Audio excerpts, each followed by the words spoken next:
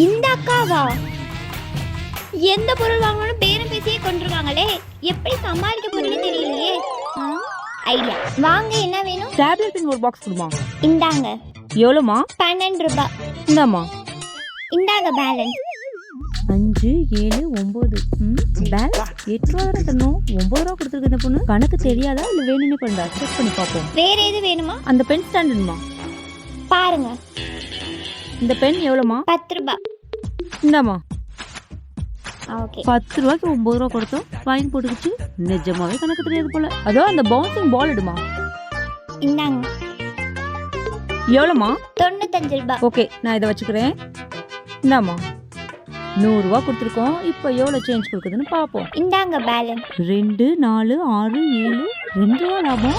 6 மட்டும் 4 ரூபா லாபம். எப்போ நீயே கடையில் இருமா, டெய்லி நான் கடைக்கு வரேன். சரிக்கா. என்ன 4 ரூபா எக்ஸ்ட்ரா கொடுத்தேன்னு பாக்குறீங்களா? அந்த அக்கா பேரம் பேசினாங்கன்னா 100 ரூபா பால 50 ரூபாய் கேட்பாங்க. அவங்க மைண்டை டைவர்ட் பண்ணதான் 1 ரூபா 2 ரூபா எக்ஸ்ட்ரா கொடுத்தேன்.